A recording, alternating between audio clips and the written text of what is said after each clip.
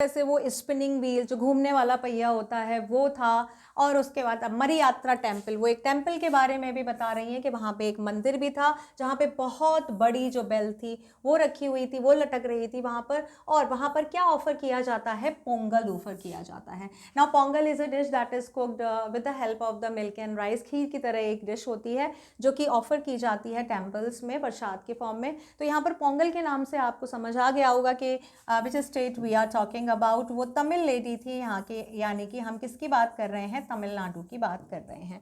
और क्या था वही बाज़ार में, और भी बहुत सारी ऑफरिंग थी, जैसे कि ड्राई फ्रिश थी। ड्राई फ्रिश की एक स्टॉल थी जो कि किसके पास थी, स्टैचू ऑफ गांधी। तो मार्केट में गांधी जी का स्टैचू था, उसके पास ड्राई फिश की एक स्टॉल थी। एक स्वीट यानी कि मिठाई की दुकान थी, और एक स्टॉल थी जहाँ पे फ्राइड स्नैक्स बेचे जा रहे थे। स्नैक्स में कुछ भी बोल सकते हो, सैंडविच या पकौड़ी, इस तरह की जो चीज़ें होती हैं वो उसकी शॉप थी।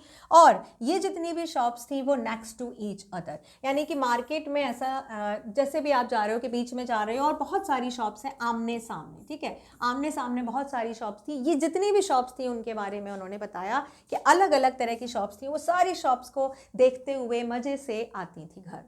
The street light always demonstrated how it could change from blue to violet. The Narikuvan hunter is gypsy with his wild lemur in the cages selling needles, clay beads and instruments for cleaning out the ears. Oh, I could go on. Each thing so would pull me to the standstill and not allow me to go any further. उसके आगे बताती हैं कि भाई जहाँ पे street light लगी हुई थी वो दिखा रही थी। डेमॉन्स्ट्रेटिंग इज कॉल्ड, वो शो कर रही थी, वो खुद बता रही थी कि हाँ किस तरह से जो ब्लू लाइट है वो वायलेट में चेंज हो जाती है। और यहाँ पर बताया गया है कि नारिकोवन हंटर जिप्सी, ये एक तरह की वहाँ की ट्राइब है, तमिलनाडु की ट्राइब है, जिनके पास क्या थे, लेमर थे, जो उन केजेस में थे। Now lemur is a kind of animal as you can see in this picture, ठीक है। तो ये इनके साथ थे और इनके साथ वो क्या कर रहे थे, नीडल्स वगैरह बेच रहे थे। तो ये हंटर जिप्सी जो एक ट्राइब है तमिलनाडु की, इनके पास ये एज अ पैट रहते हैं, इनको केज में रखते हैं और ये इनके साथ थे वहाँ पर। और वो क्या कर रहे थे, वो अलग अलग तरह की नीडल्स बेच रहे थे, क्ले बीट्स और इंस्ट्रूमेंट बेच रहे थे, जो कि किसके लिए होते हैं, कान साफ करने के लिए होते हैं, यानी कि ईयर क्लीनिंग के लिए जितने भी इंस्ट्रूमेंट्स होते हैं, क्ले बीट्स हुआ, नीडल हुआ, क्लीनिंग एजेंट हुआ, वो ये सारे हंटर जिप्सी जो ट्राइब था वो बेच रहे थे।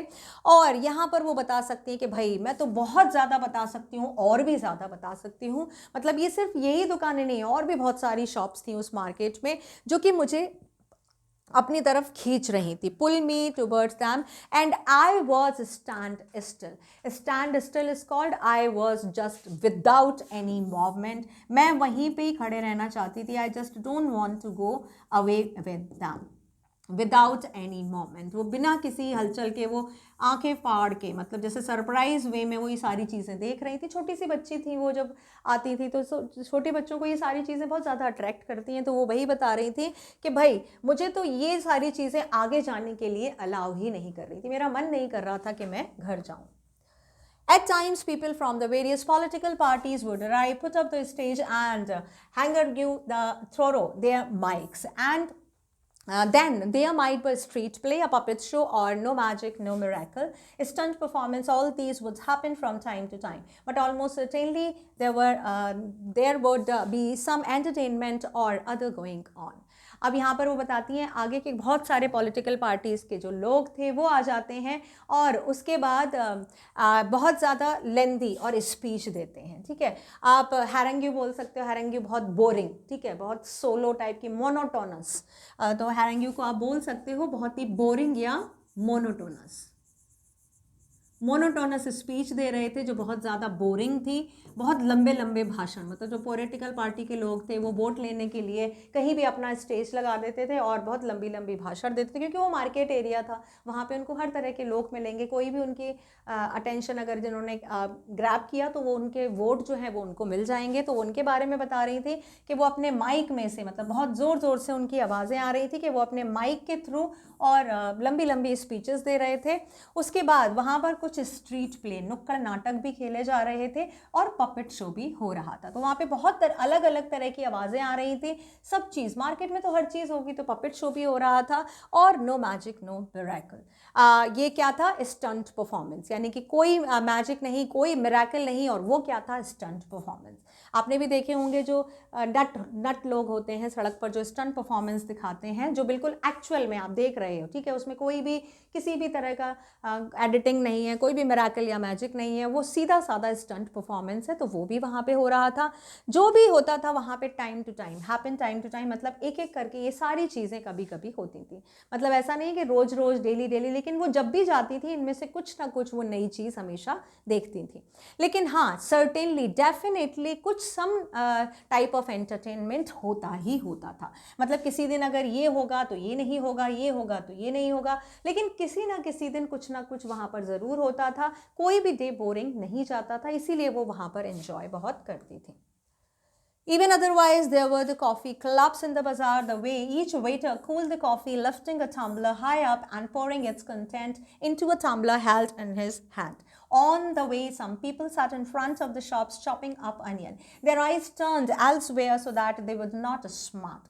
On the almond tea growing there and its fruit which was occasionally blown down by the wind. उसके अलावा और भी अभी चीज़ें बता रही हैं। अभी मार्केट का पूरा चीज़ ख़त्म नहीं हुआ है, पूरा मार्केट का जितना भी व्यू है उन्होंने बताया है, अभी आगे और बता रही हैं कि और क्या था वहाँ पर। इसके अलावा वहाँ पे कॉफ़ी क्लब्स थे, जहाँ पे एक बड़े से टम्बलर में ना कूल कर रहे थे कॉफ़ी, जो वहाँ पे वेटर थे वो जो कॉफ़ी प्रिपेयर कर रहे थे, जो ऑर्डर प्लेस कर रहे थे, उन लोगों का ऑर्डर जो बना रहे थे वेटर, वो कॉफ़ी को कूल कर रहे थे, ठंडा कर रहे थे, उसको थोड़ा सा फ्लफ़ी बना रहे थे। कैसे कर रहे थे वो, एक टम्बलर था उनके पास, एक जग था या कोई बर्तन था, गिलास था, उसको वो दूसरे टम्बलर या दूसरे गिलास में पोर कर रहे थे। जैसे यू कैन सी हियर, ठीक है, 1 glass is here, 1 glass is there, तो उसको लंबा लंबा आपने देखा होगा इस तरह से, ठीक है, यूँ इस तरह से करते हैं जिससे कि उसमें खूब सारा झाग आ जाता है, एकदम फ्लफ़ी सा हो जाता है, उसका टेस्ट बहुत ज़्यादा बढ़ जाता है, बहुत ज़्यादा हॉट नहीं लगता है, आपकी जीभ नहीं चलती है। तो same that they were doing, उन कॉफ़ी शॉप में वो लोग कॉफ़ी के ऑर्डर्स को सर्व कर रहे थे। उसके अलावा कुछ लोग जो थे वहाँ बैठे हुए थे शॉप पर और वो अनियन चॉप कर रहे थे। जब हम प्याज काटते हैं तो ऑब्वियसली जो भी रिलीजिंग हार्मोन है उसमें रिलीजिंग जो सब्सटेंस है उसकी वजह से they are causing the tears in eyes, ठीक है, हमारे आंखों में आंसू निकल आते हैं। तो जो भी लोग काट रहे थे ना प्याज, वो इधर उधर देख रहे थे, अगर आप प्याज की तरफ ही देखोगे उस तरफ तो आपकी आंखों में आंसू आ जाएंगे। तो वो जब प्याज काट रहे थे वो इधर उधर देख रहे थे जिससे कि उनकी आंखों में आंसू नहीं आ जाए, और दे वुड नॉट स्मार्ट। और the almond tree growing there, उसके अलावा और वहाँ पे क्या था, वो वहाँ पे आमंड ट्री की बात कर रही हैं जो कि एक फ्रूट में उगता है, ठीक है। तो अभी आमंड पूरी तरह से बने नहीं हैं, जो इसके फ्रूट हैं वो मतलब बहुत अभी इतने हार्ड नहीं है, छोटे छोटे फ्रूट होते हैं, बहुत ज़्यादा स्टिफ नहीं होते हैं, बहुत ज़्यादा हार्ड नहीं होते हैं। तो जैसे ही बहुत ज़्यादा तेज़ हवा चलती थी तो वो जो फ्रूट थे, आमंड जो फ्रूट थे इस तरह के होते हैं, वो नीचे गिर जाते थे। जैसे ही वो नीचे गिर जाते थे, if the passer by was going on, वो उठा लेते थे और वो उसको ट्राई करके देखते थे। तो वो ये इसके बारे में भी बता रही हैं कि सिर्फ शॉप्स ही नहीं, सिर्फ मार्केट ही नहीं, कि वो कैसा डेकोरेट था, क्या क्या सामान बिक रहा था, वो वहाँ के एनवायरनमेंट के बारे में भी बता रही हैं कि वहाँ पे किस तरह के प्लांट थे, किस तरह के ट्रीज़ थे, और वहाँ पे जो प्लांट थे उससे जो फूल थे, जो फ्रूट थे, वो नीचे गिर रहे थे। अभी ख़त्म नहीं हुआ है, now more description is there.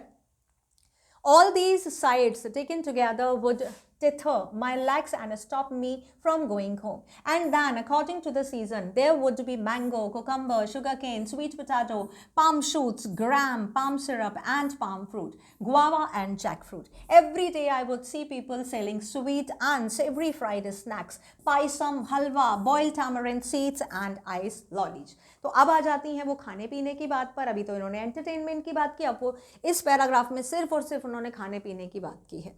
तो जितनी भी जो जितने साइट थी, साइट इज कॉल्ड सीन, जितने भी वो सीन अभी तक देखती हुई आ रही थी वो सब टुगेदर, मतलब आपस में उनको एक तरह से बांध रहे थे, उनके पैरों को उन्होंने बांध रखा था, वो आगे नहीं बढ़ पा रही थी, उनको समझ नहीं आ रहा था कि वो क्या देखें क्या छोड़ें, उनको हर चीज़ में मज़ा आ रहा था जब वो अपने घर वापस जा रही थी। अब उन्होंने खाने पीने की बात की है कि भाई सीज़न के अकॉर्डिंग बहुत सारी खाने की चीज़ें मार्केट में अवेलेबल थी, जैसे कि मैंगो था, cucumber, sugar cane, sweet potato, palm fruits. वहाँ पे पाम की चीज़ें बहुत होती क्योंकि पाम ट्रीज़ बहुत ज़्यादा होते हैं ना तमिलनाडु साउथ उस जगह पे, तो वहाँ पे पाम से रिलेटेड बहुत सारी चीज़ें होती हैं। तो पाम शूट्स थे, पाम सिरप मिल रहा था, पाम फ्रूट मिल रहे थे, गुआवास था, जैक फ्रूट था, हर तरह की सब्जी और फल थे वहाँ पे।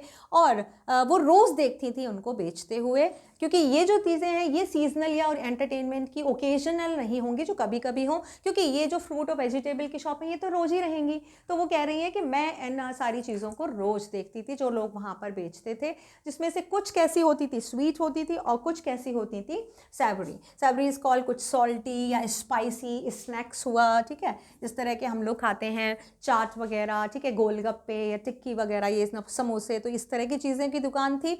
Payasam, payasam again is a sweet dish, ठीक है, पायसम जो होता है, और ये भी मिल्क और राइस को मिला के बनाया जाता है। हलवा था, हलवे की शॉप थी। बॉइल्ड टैमरिन, टैमरिन मतलब इमली जो होती है वो थे, उसके सीड बिक रहे थे।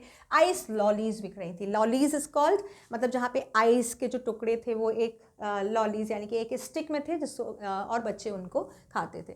तो ये जितनी भी सारी चीज़ें हैं ये मार्केट में पूरी बिक रही थी और ये सब चीज़ें उनको बहुत ज़्यादा अट्रैक्ट कर रही थी। यहाँ पर बामा ने हर एक चीज़ का जिक्र किया है जो उनको अच्छी लगती है, तो हम सोच सकते हैं कि she was really fond of entertainment as well as food is. Now, gazing at all this, one day I came to my street, my bag slung over my shoulder at the opposite corner, though a threshing floor had been set up and the landlord watched the proceeding, seated on a piece of the sacking spread over a stone ledge. अब दूसरे दिन की बात बता रही है, मतलब वो ऐसा नहीं कि ये एक ही दिन में देखती थी, रोज़ वो अपने घर वापस जाती थी, रोज़ वो मार्केट में नई नई चीज़ें देखती थी, उसका डिस्क्रिप्शन दिया है। तो ऐसे ही उन्होंने एक दिन की बात बताई है कि भाई एक दिन ऐसे ही मैं देखते हुए ये सारी चीज़ें आ रही थी। गेजिंग आप बोल सकते हो लुकिंग और वॉचिंग और स्टेयरिंग एट, ये सारी चीज़ें मैं देखती हुई आ रही थी और जैसे ही मैं अपनी सड़क पर आई मुझे एक बैग दिखाया, जो मेरा बैग था, okay, that was slung over my shoulder. Slung आप बोल सकते हो हंग ओवर माई शोल्डर, मेरा जो बैग था मेरे शोल्डर पे लगा हुआ था। और जो दूसरा कॉर्नर था वहाँ पर क्या था, वहाँ पे थ्रैशिंग फ्लोर था, थ्रैशिंग फ्लोर लगाया गया था जहाँ पे वहाँ का मालिक बैठा हुआ था। Landlord is called the master. Now जो थ्रैशिंग शोल्ड होता है वो क्या होता है, ये थ्रैशिंग एरिया होता है, ये ओपन एरिया होता है, ठीक है, आउटडोर मतलब इंडोर नहीं होता, ओपन एरिया होता है। यहाँ पे ग्रेन में से छिलके निकालने का काम किया जाता है, मतलब जैसे हमारी क्रॉप होती है, वीट हुआ आपका, मैजे हुआ, ठीक है, कॉर्न हुआ, ये जितने भी जब they all are harvested from the field, जब इनको काटा जाता है तो ये छिलके के साथ होते हैं, इनको छिलके से उतार के फिर मार्केट में सेल किया जाता है। तो ये जो छिलका उतारने का जो प्रोसेस है जिसमें ग्रेन और जो उसका सीड है, ठीक है, जो बिस्क है वो उसको अलग किया जाता है, जो स्ट्रॉज हैं उसको अलग किया जाता है, उस प्रोसेस को बोला जाता है थ्रेशिंग। तो वही सेटअप था वहाँ पे उनका जो मालिक था वो देख रहा था जो प्रोसीडिंग चल रही थी ना, प्रोसीडिंग इज कॉल्ड, जितनी भी एक्टिविटी जो भी कामकाज चल रहा था वो उसको देख रहा था। और वो कहाँ बैठा हुआ था, एक सैक पे बैठा हुआ था, जो कि कहाँ पे रखा था, एक स्टोन लेज पे रखा हुआ था, एक चौकोर सा, मतलब एक फ्लैट स्टोन था, एक रॉक का पीस था, उस पर एक सैक रखा हुआ था, सैक मतलब बोरा रखा हुआ था, उसके ऊपर लैंडलॉर्ड बैठे हुए थे और वो सारी एक्टिविटीज देख रहे थे कि कैसे उनके के जो लेबर हैं वो काम कर रहे हैं। Now, our people were hard at work, driving cattle in the pairs round and round to trade out the grain from the straw. The animals were muzzled so that they wouldn't help themselves to the straw. I stood for a while there watching the fun.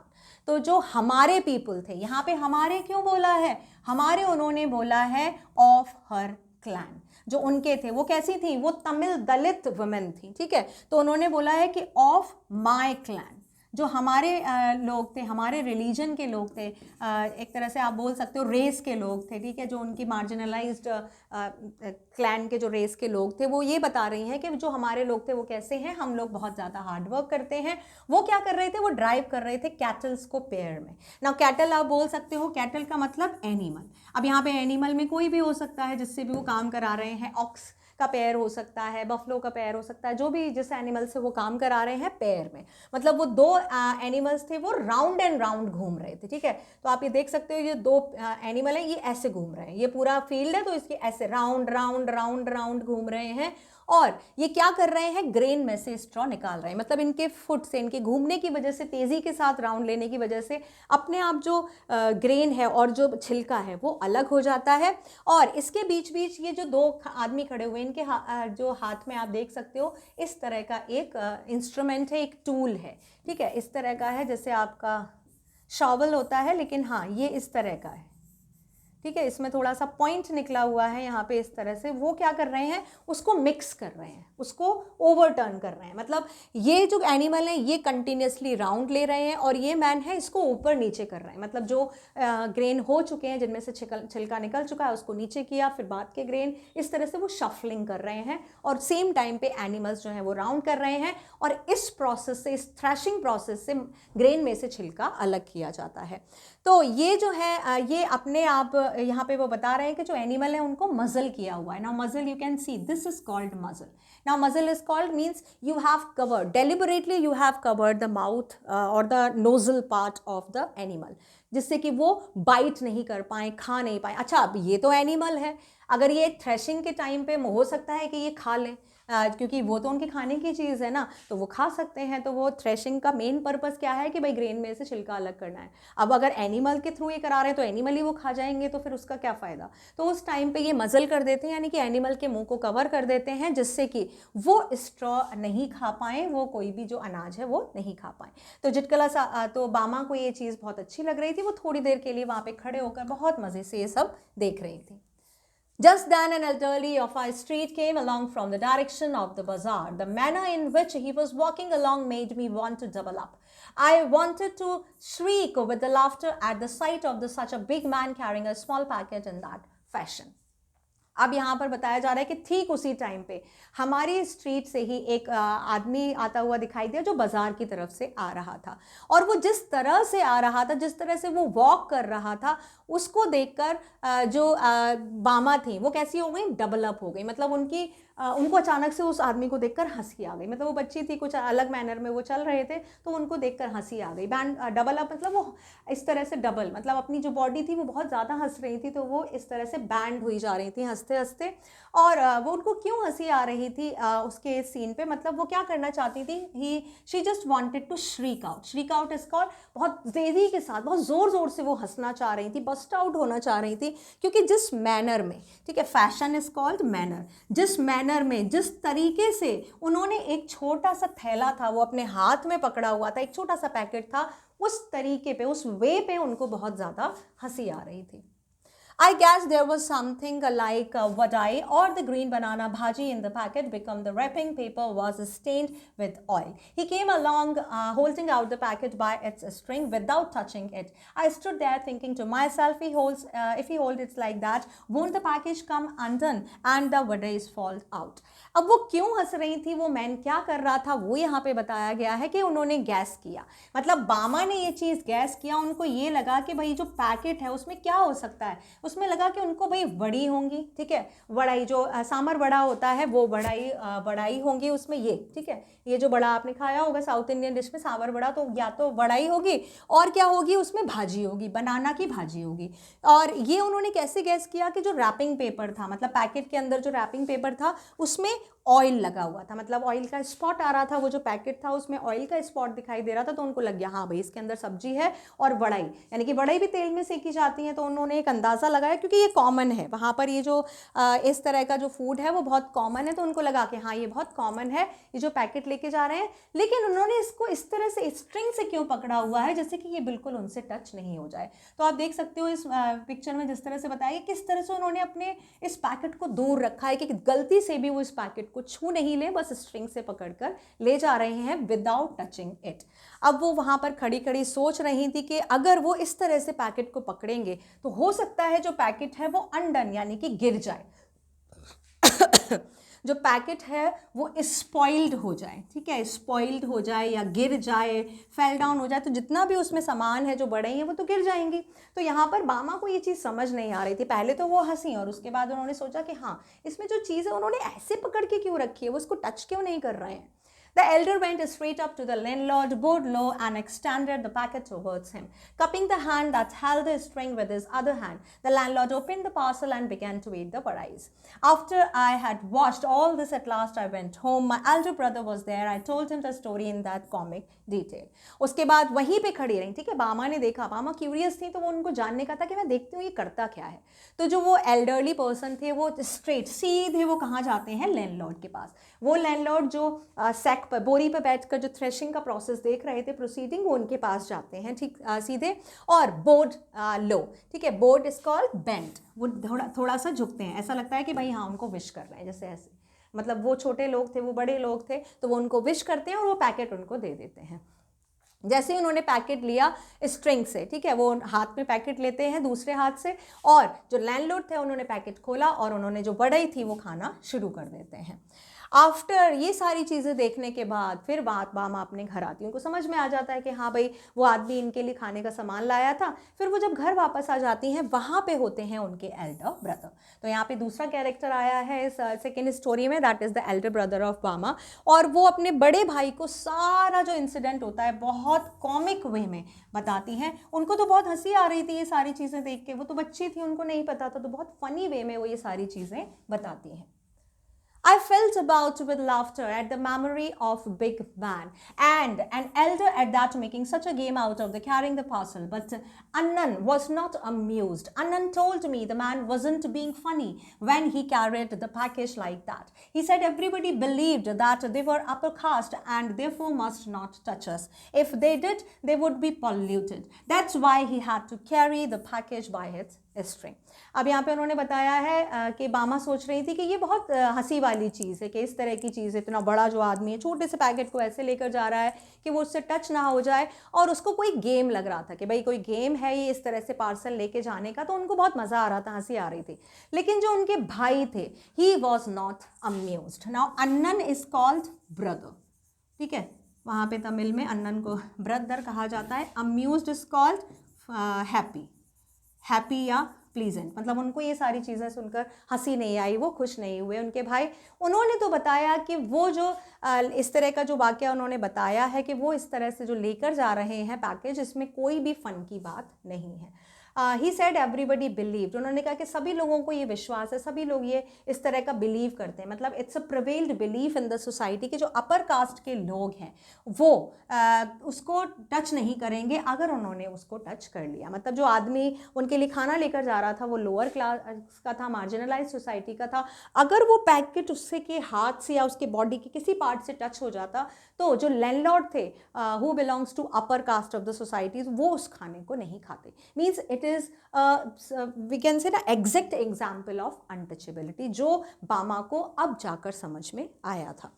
तो उन्होंने कहा कि हमारे society में ऐसा समझा जाता है कि अपर कास्ट के जो भी लोग जो चीज़ यूज़ करते हैं, अगर लोअर कास्ट के लोग उसको छू लेते हैं तो वो पॉल्यूटेड हो जाता है, और अगर वो ऐसा करते हैं तो ये क्या माना जाता है, अनटचेबिलिटी की कैटेगरी में आता है। और इसीलिए वो जो आदमी था वो पैकेट को स्ट्रिंग से पकड़ के, यानी कि डोरी से पकड़ के लेकर जा रहा था, क्योंकि गलती से भी अगर छू जाता तो वो खाना पॉल्यूटेड हो जाता और फिर वो लैंडलॉर्ड उसे नहीं खाता। When I heard this, I didn't want to laugh anymore and I felt terribly sad. How could they believe that it was disgusting if one of us held that package in the hands, even though the vadais had been wrapped first in the banana leaf and then parceled in the paper? I felt so provoked and angry that I wanted to touch those wretched vadais myself straight away. अभी ये सब सुनकर जैसे ही उन्होंने ये सुना, उनको इतनी तेज़ गुस्सा आया, अब तो उनकी सारी हंसी, सारा फन गायब हो चुका था, क्योंकि उनको अब समझ में आ गया था कि किस तरह से जो मैन थे और जो लैंडलॉर्ड थे वो किस तरह से एक दूसरे को ट्रीट कर रहे थे। मतलब जो मैन थे वो कौन थे, वो अपर क्लास के थे, जो लैंडलॉर्ड थे, और जो आदमी था जो लेकर जा रहा था वो कैसा था, वो लोअर क्लास का था। तो जो अगर उसने छू लिया होता तो वो पॉल्यूटेड हो जाता। तो उसने कहा कि ऐसा कैसे हो सकता है, ये तो बिल्कुल डिस्गस्टिंग बात है, ये तो बिल्कुल अनहैप्पी अनप्लीजेंट बात है कि वो पैकेज जिसमें वड़ई रखी हुई है, सबसे पहले उसको बनाना लीफ में पैक किया गया है, उसके बाद उसको पार्सल बनाया गया है, अच्छे से पैकिंग की गई है रैपिंग पेपर लगा के, फिर भी वो पॉल्यूटेड कैसे हो सकता है। अब ये सारी जो चीज़ें थी उनको वो क्या कर रही थी, बहुत ज़्यादा एंग्री फील करा रही थी, ठीक है, वो बहुत ज़्यादा गुस्सा आ रहा था उनके मन में, और वो चीज़ उनको प्रवोक कर रही थी, इवोक मतलब उकसा रही थी बहुत, इस चीज़ से उन्हें बहुत ज़्यादा गुस्सा आ रही थी।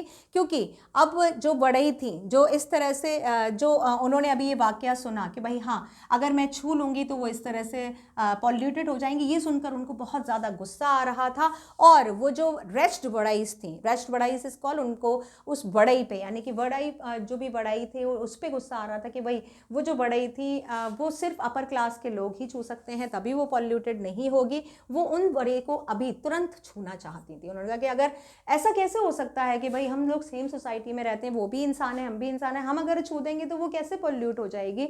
वो उनको समझ में नहीं आ रहा था। वो कह रही थी कि मैं तो खुद उसको छूना चाहती हूँ।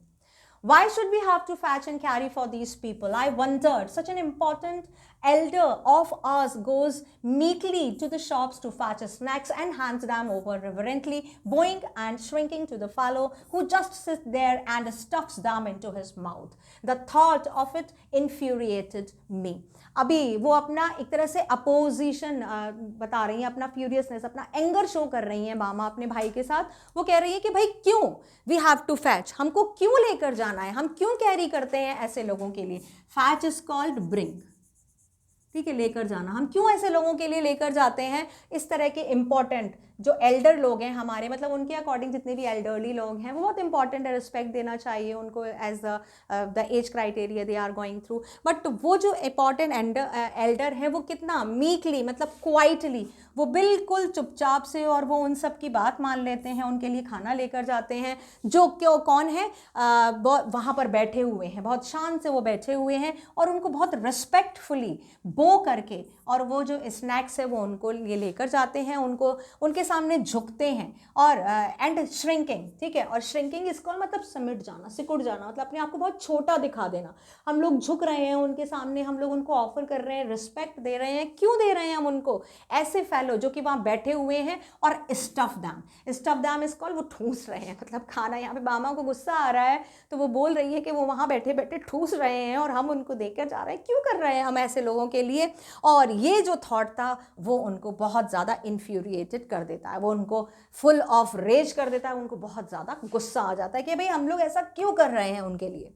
How was it that these fellows thought so much of themselves because they had scraped 4 coins together? Did that mean they must lose all human feelings? But we too are human beings. Our people should never run these petty errands for these fellows. We should work in their fields, take home our wages and have it at that. अभी भी उनका गुस्सा खत्म नहीं हुआ। अभी यहाँ पे वो अपने थॉट्स और निकाल रही हैं अपने भाई के सामने। वो कहती हैं क्यों हम ऐसे लोगों के लिए, फैलो यहाँ पे आप बोल सकते हो, वैसे तो फैलोज आता है आपके कंपेनियन या फ्रेंड के लिए, ठीक है, लेकिन यहाँ पे आप बोल सकते हो फैलोज मतलब सोसाइटी मेट। जितने भी सोसाइटी में साथ में सोसाइटी में रहते हैं, वो आपको अच्छे लगें या ना लगें, एक लेवल के हों या नहीं हों, लेकिन हैं तो वो सेम सोसाइटी में रहने वाले। वो कहती हैं कि भाई हम क्यों इन लोगों के लिए इतना ज़्यादा करते हैं। हमारे जो हाथ हैं वो हम मतलब उन्होंने सिर्फ इस वजह से कि उन्होंने कुछ 4 कॉइन्स कलेक्ट कर लिए हैं। Scraped is called collected. 4 coins का मतलब मोर मनी, मतलब वो हम लोगों से थोड़े से वेल्दी हैं, उन्होंने थोड़ा सा ज़्यादा पैसा इकट्ठा कर लिया है सिर्फ इसी वजह से, because they are wealthier than us. वो हम लोगों से ज़्यादा अमीर हैं, सिर्फ इसी वजह से हम उन लोगों की सेवा कर रहे हैं। ये कहाँ का मतलब है, मतलब क्या हुआ कि बस उन्हीं लोगों में ह्यूमन फीलिंग्स है, हमारे अंदर कोई भी ह्यूमन फीलिंग्स नहीं है। But we are not human beings. ये इस स्टोरी का टाइटल है जो कहा है बामा ने अपने भाई से। क्या हम लोग इंसान नहीं है, क्या वही इंसान है, हमारी फीलिंग्स नहीं है क्या। हम लोग क्या करते हैं, हम लोग इनके यहाँ छोटे छोटे काम करते हैं, मतलब पेटी इज कॉल्ड स्मॉल, छोटे छोटे काम है, मतलब हम लोगों को जो दिए जाते हैं। We should never run these petty errands, मतलब एक छोटे छोटे कामों के पीछे नहीं भागना चाहिए हम लोगों को। और इन जैसे लोगों के लिए, मतलब उनको क्यों गुस्सा आ रहा था, उनको गुस्सा आ रहा था कि वो तो बैठा हुआ है, वो आराम से बैठा रहा है, वो जो एल्डरली हैं वो उनके लिए खाना लेकर आ रहे हैं, वो भी ऐसे कि भाई जरा भी छू गया तो वो खाएंगे नहीं। ये चीज़ उनको बिल्कुल बर्दाश्त नहीं हो रही कि ये छोटे छोटे काम हम लोग उनके लिए क्यों कर रहे हैं। हम लोगों को उनके, ठीक है भाई हम वो बड़े हैं हम छोटे हैं, बट ठीक है अगर उन्होंने हमें नौकरी दी है तो हमको उनके खेतों में काम करना चाहिए, अपनी पे लेनी चाहिए और घर वापस आना चाहिए, एंड दैट्स इट। मतलब हम उन लोगों के लिए काम कर रहे हैं, एक तरह से हम जॉब कर रहे हैं, तो बस हमारा जो काम है वो वहीं तक सीमित रहना चाहिए, उससे ज़्यादा नहीं। तो यहाँ पे बामा अपनी फ्रस्ट्रेशन निकाल रही हैं कि भाई उनकी सेवा भाव करने के लिए, उनको कुछ एक्स्ट्रा फील कराने के लिए, उनकी टेक केयर करने के लिए हम लोगों को अपनी ड्यूटीज़ नहीं करनी चाहिए। अगर हम उनके फील्ड में काम कर रहे हैं तो वहाँ पे काम किया, अपना पैसा लिया और हमको घर वापस आना चाहिए और छुट्टी, इसके अलावा हमको और कोई काम नहीं करने चाहिए। My elder brother, who was studying as a university, had come home for the holidays. He would often go to the library in our neighborhood village in order to borrow the books. He was on his way home one day, walking along with the banks of the irrigation tank. One of the landlord's man came up behind him. अब यहाँ पे वो थोड़ी सी अपने भाई के बारे में बता रही हैं कि जो उनका भाई है वो क्या है, वो बड़े हैं काफ़ी और वो यूनिवर्सिटी में पढ़ाई कर रहे हैं, means he was getting higher education, he was not in the school like Bama. तो वो बता रही हैं कि वो अभी उनकी छुट्टियाँ चल रही हैं, वो छुट्टियों में घर आए हुए हैं। तो उनके गाँव में एक लाइब्रेरी थी, ठीक है, जो पास का गाँव था वहाँ पर लाइब्रेरी थी, तो वो वहाँ पर जाते थे बोरो बुक्स, वो लाइब्रेरी से बुक्स वगैरह लेने जाते थे उस गाँव से। तो एक दिन मेरे भाई थे वो उस दूसरे गाँव की लाइब्रेरी से अपने गाँव में वापस आ रहे थे। कहाँ पे आ रहे थे? On the bank of the irrigation. Bank आप बोल सकते हो किनारा, जो किनारा होता है, ठीक है, एज होती है, यानी कि ये चलने का रास्ता है ना, और इरिगेशन टैंक मतलब ये पानी का, इरिगेशन का मतलब होता है means to watering in the fields. अब क्रॉप्स होती है, कितने लंबे लंबे खेत होते हैं, वहाँ पे आप किसी बाल्टी से तो पानी दोगे नहीं, ठीक है, किसी वाटरिंग जग से तो आप पानी दोगे नहीं, वहाँ पे इरिगेशन होता है। मतलब पूरे फील्ड में क्या करते हैं, छोटी छोटी एक तरह से डेप्थ बना देते, ड्रेन्स बना देते हैं, जिसमें से एक जगह जो कलेक्टेड किया हुआ वो पानी होता है ना, वो वहाँ जाता है और वो क्रॉप्स को वाटरिंग करता है, ठीक है, वो पानी उससे पहुँचता है। तो इरिगेशन टैंक उसके लिए ही होते हैं, जो वाटर पॉइंट होते हैं, जो फील्ड में खेतों में वाटरिंग करने के लिए तैयार किए जाते हैं। तो मेरे भाई जो है वो उसी इरिगेशन टैंक के साइड से आ रहे थे, तभी वहाँ का जो लैंडलॉर्ड था जिसके बारे में उन्होंने बताया, उनका एक आदमी उनसे मिलता है, यानी कि उनके पीछे पीछे आ रहा था, मेरे भाई के पीछे पीछे उनका एक आदमी आ रहा था। He thought my Annan looked unfamiliar and so he asked. Unfamiliar is called बिना जान पहचान का। उनको ऐसा लगा कि भाई ये अन्नन है, क्योंकि उसके जो भाई थे वो वहाँ नहीं रहते थे, तो उस आदमी ने नहीं देखा होगा उनके भाई को, तो उसको कोई नया आदमी लगा। तो उन्होंने उसके भाई से पूछा, who are you appa, what's your name? Annan told him his name. Immediately the other man asked, Thambi, on which street do you live? The point of this was that if he knew on which street we lived, he would know our caste too. अब यहाँ पे उन्होंने बताया कि भाई जैसे ही उन्होंने देखा मेरे भाई को, उन्होंने पूछा कि भाई कौन हो तुम? अप्पा बोलते हैं वहाँ पे, किसी जैसे हम फ्रेंड को बोल देते हैं अरे यार सुनो भाई, इस तरह से बोलते हैं, तो वहाँ पे अप्पा बोलते हैं कि अप्पा भाई कहाँ से आए हो, क्या नाम है तुम्हारा? तो मेरे भाई ने उनको नाम बताया। तभी जो दूसरा मैन था उसने तुरंत ही पूछा कि थाम्बी रुको, कि तुम कहाँ रहते हो, कौन सी स्ट्रीट में रहते हो, कौन सी जगह रहते हो? भाई उन्होंने बताया विलेज में, तो विलेज में कहाँ रहते हो? यहाँ पर सीधे सीधे अब जाकर बामा को बस समझ में आ गया कि उसने क्यों ये क्वेश्चन पूछा था। उसका पूछने का ये मतलब था, उसको ये नहीं जानना था कि मैं कौन सी स्ट्रीट या कौन से घर में या कौन सी रोड पे रहता हूँ। उसका सीधा सीधा पूछने का ये मतलब था कि उसको पता चल जाएगा कि भाई हाँ, अगर हम इस स्ट्रीट पे रहते हैं तो हम किस कास्ट से बिलोंग करते हैं। It is very much understood, अगर अनटचेबिलिटी उस टाइम पे प्रिवेल थी तो वहाँ पे जितने भी लोअर कास्ट के पीपल थे, they are not allowed to live with the higher class people. So it's obvious, it's a very understandable thing that all the lower class people used to live at one side of that village and upper class people at one side of the village. तो उससे पता चल जाएगा कि भाई कहाँ रहते हो। तो ये मतलब था उनका exactly पूछने का, जो बामा को अब समझ में आ गया था। Annan told me all these things, and he added, because we are born into this community, we are never given any honor or dignity or respect. We are stripped of all that. But if we study and make progress, we can throw away these indignities. So study with the care, learn all you can. अब ये सारी चीज़ें उन्होंने उनको भाई को बताई थी। मतलब बामा को ये सारी चीज़ें कैसे पता चली? उसके भाई को पता था कि हाँ बामा पढ़ रही है, तो धीरे धीरे उसको सारी सच्चाइयाँ जो हैं वो जानना ज़रूरी है। तो उसके भाई ने ही उसको ये बताया था कि एक दिन मैं ऐसे आ रहा था, उनका असली मतलब क्या था। अब वो ये बताते हैं कि हाँ हम लोग इस तरह की कम्युनिटी में पैदा हुए हैं, इस तरह के मार्जिनलाइज्ड ग्रुप से बिलोंग करते हैं, जहाँ पे हमको ना तो ऑनर दिया जाता है, ना हमारी कोई रिस्पेक्ट या रिगार्ड होता है, इन सब से हमको रिमूव किया जाता है। मतलब हम ये सारी चीज़ें हम लोगों के लिए नहीं है, ये सिर्फ अपर क्लास पीपल के लिए हैं। लेकिन उन्होंने इसका सॉल्यूशन भी बताया कि हाँ अगर हमको प्रोग्रेस करनी है, अगर हमको आगे बढ़ना है, तो हमारे पास सिर्फ एक चीज़ है, और वो क्या है जिससे हम अपनी डिग्निटी बना के रख सकते हैं? वो चीज़ क्या है? स्टडी। मतलब through education you can achieve the thing that you are born for. मतलब तुम मांगने से तुम्हें जो चीज़ नहीं मिलेगी, तुम्हारे वो चीज़ वो अपने आप तुम्हारे पास आएगी। एजुकेशन से you will have so much respect for you, you will earn the kind of respect you want for you, अपने आप तुम्हारे पास आएगी। इसीलिए हमको वो सब करना चाहिए जो हम कर सकते हैं अपने आप को एजुकेटेड बनाने के लिए। If you are always ahead in your lessons, people will come to you of their own accord and attach themselves to you. Work hard and learn. The words that Anand spoke to me, that they made a very deep impression on me, and I studied hard with all my breath and being. In a frenzy almost, as Anand had urged, I stood first in my class, and because of that, many people became my friend. अब वो कहते हैं कि जब भी जो भी तुम कर रहे हो, अपने जो लेसन्स हैं उसमें हमेशा आगे रहो। मतलब लेसन्स का मतलब जो भी तुम पढ़ रहे हो, जो भी स्टडी कर रहे हो, उसको ऑनेस्टली करो, उसमें आगे रहो, उसको मन लगा कर पढ़ो। लोग तुम्हारे पास अपनी इच्छा से आएंगे। Own accord is called own choice. अपनी इच्छा से, अपनी मर्जी से तुम्हारे पास आएंगे, तुमको बुलाने की ज़रूरत भी नहीं पड़ेगी। हाँ, लेकिन तुमको वर्क हार्ड करना है और पढ़ना है। और उसके बाद ये जो शब्द हैं जो अन्नन ने बोले थे बामा से, ये बहुत डीपली इम्पैक्ट करते हैं बामा को। और उसके बाद वो डिसाइड कर लेती है कि हाँ मुझे बहुत हार्ड वर्क करना है, मुझे बहुत ज़्यादा पढ़ाई करनी है। और वो दिन रात एक करके पढ़ाई करती हैं, और एक तरह से just frenzy almost is called, बिल्कुल मैड होकर। बहुत ज़्यादा उन पर इम्पैक्ट पड़ता है कि हाँ उनको she was in that mood, she has to anyhow make her place in the society of those people who were not giving the regard. At one day they will be there at the doorstep of her. ये चीज़ उनके दिमाग में थी कि मुझे कैसे भी करके अपने आप को साबित करना है। वो बहुत मन लगाकर पागलों की तरह पढ़ाई करती हैं, जैसा कि अन्नन ने उनको अर्ज किया था।